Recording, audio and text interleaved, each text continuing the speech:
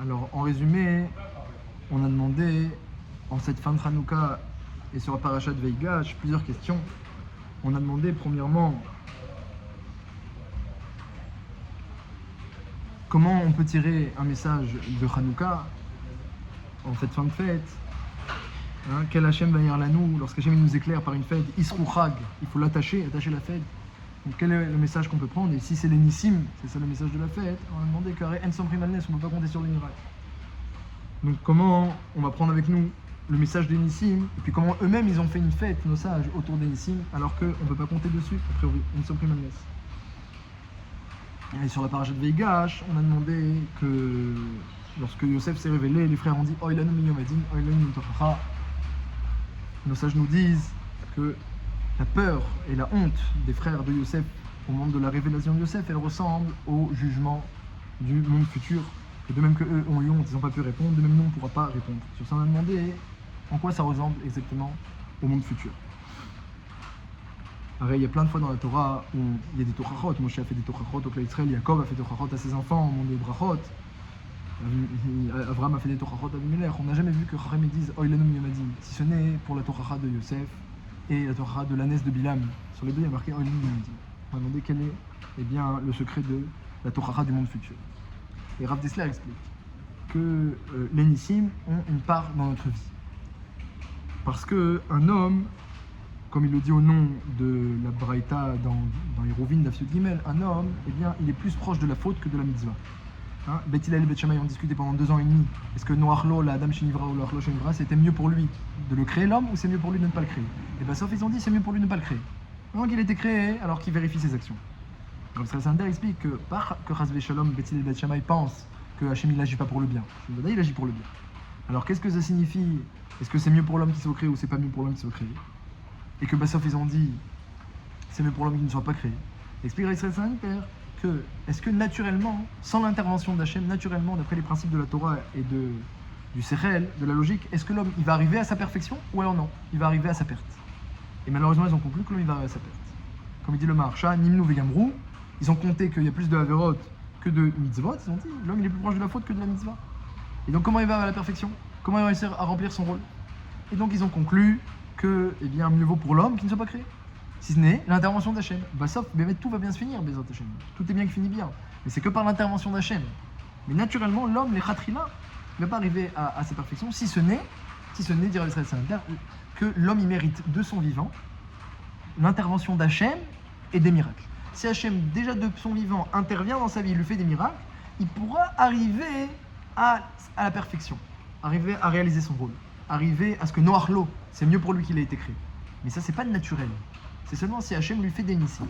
Et donc, dit Rav Dessler, en réalité, le Nes a sa place, une place prépondérante dans la vie de chaque juif. Que puisque l'homme, sans nissim, il ne peut pas être sauvé du Yetzer Hara. Son Yetzer Hara est Ramineurav, il est mauvais depuis qu'il est petit. Mais Kol Yetzer Marshot Libora, et toutes les pensées qu'il a, elles sont mauvaises, comme ça dit la Torah à la fin de Parashat Noir. Donc, comment l'homme il va arriver à la perfection vers le bien? Seulement par l'intervention d'Hachem, par les nissim. Là, comment on peut compter sur ici, mais ici on ne compte pas dessus. Alors sur ça, Rav Esser il explique que lorsque l'homme il sent qu'il est limité et qu'il a un manque, ou qu'il a une force ou une ambition qui n'a pas été réalisée, il a le droit d'avoir une ambition et une volonté que les limites apparentes soient dépassées. Il peut décider, je veux que les limites soient dépassées. À ce moment-là, il va tout faire pour dépasser ses limites et même demander à Hachem de dépasser les limites et Hachem va lui permettre. C'est ce que les Rajmaïn ont fait. Les Rajmaïn ont dit, c'est plus possible. L'influence des Grecs, on n'étudie plus la Torah, on ne fait plus la Brit Mila, Rosh Chodesh, on ne peut plus faire la Néoménie, c'est plus possible. On part en guerre. Quelle guerre? C'est du suicide? Non. Ça a l'air du suicide. Mais nous, on va vous montrer que c'est une guerre. On part en guerre. Après, ils vont lui allumer la menorah, mais c'est pas possible. Tout le monde est impur, et la menorah elle est impure, et l'huile ne peut durer qu'un jour, l'huile de Torah ne peut durer qu'un jour. C'est pas possible. Franchement, on va essayer. Parce qu'ils avaient une volonté de combattre les Grecs, et une volonté d'allumer la menorah Betahara, que Jborou leur a permis de réaliser cette volonté au-delà de la nature. Donc quand l'homme il sent qu'il est limité par sa nature, limité par la situation, et il décide, il a envie, il a une ambition de dépasser sa nature, et il demande à Hachem, et il va dans ce sens-là, que Jborou lui permet. Et c'est que comme ça qu'il pourra réussir à arriver à ce que Noachlo, la Adam Shinivra, que ce soit mieux pour lui d'être créé et arriver à sa perfection. Dans le cas inverse, il ne pourra pas. Donc le Nes, il a une place prépondérante dans la vie de chaque juif. bien qu'on ne compte pas sur les miracles. C'est-à-dire, on ne peut pas sauter dans le feu et espérer être sauvé. On ne compte pas sur les miracles. Mais on peut agir dans le sens du miracle. On agit dans le sens de dépasser notre nature et que le Baruch Hu ensuite il permet. Que le Baruch Hu il intervient, il permet. Tel que l'homme il est naturellement, disent Bethil et Bethshamay, noir loge en livra, il n'y arrivera pas.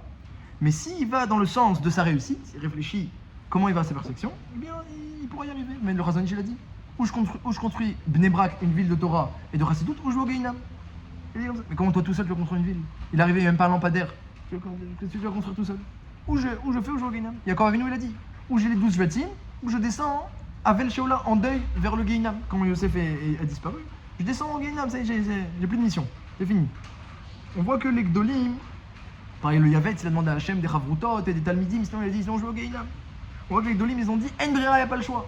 S'il n'y a pas le choix, il faut dépasser sa nature, que je vous il a dépasser sa nature. Et Béhémet, c'est ça qu'on nous demande pour arriver au Lamaba. Lorsqu'on va arriver au Lamaba, il y aura une Torara qui ressemble à celle de Yosef. C'est parce que Béhémet, les frères, ils ont réfléchi avec des paramètres logiques. Ils ont dit Yosef, il est dangereux, il veut notre perte, il dit que c'est lui le roi, il est Rodef, il raconte du Lachon Hara sur nous. Donc, c'est pas possible, on peut pas continuer, c'est pas possible, on doit le vendre ou le tuer ou le vendre. Ils n'ont pas compris que ça a l'air d'après la logique que Yosef est dangereux, mais que peut-être non, si Yaakov il aime bien et que s'il étudie beaucoup la Torah, peut-être qu'il y a quelque chose de vrai et que peut-être que Bémet il doit devenir lui aussi un Méler.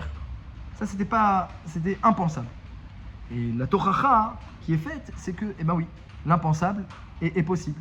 Donc la Torah du Olam Haba, c'est que Hachem va nous dire, tu sais, ce que tu pensais impossible, ben c'est possible. Et c'est que en réalisant ce que tu pensais impossible que tu pouvais accéder au monde futur. Parce que pour accéder au monde futur, il faut dépasser ce monde-ci.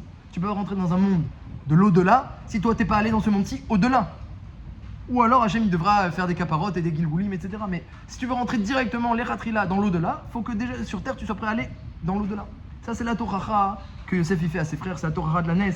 À Bilam, t'as pas vu le malach? Je vois pas les malachim moi. T'as pas vu le malach? C'est au-delà de ta perception, mais t'aurais dû réfléchir. Si moi je t'habitue pas à me comporter comme ça, avec toi, t'aurais dû réfléchir qu'il y avait un malach. Donc Akadosh Baruch Hu, il nous demande de penser au surnaturel. Il nous demande. Parce que le surnaturel, parfois, eh bien, il s'impose. Parce que sinon, on est bloqué. On est noir logé au nivra. Quand l'homme il pense au surnaturel, et il a envie du surnaturel, il se résoudrait le surnaturel.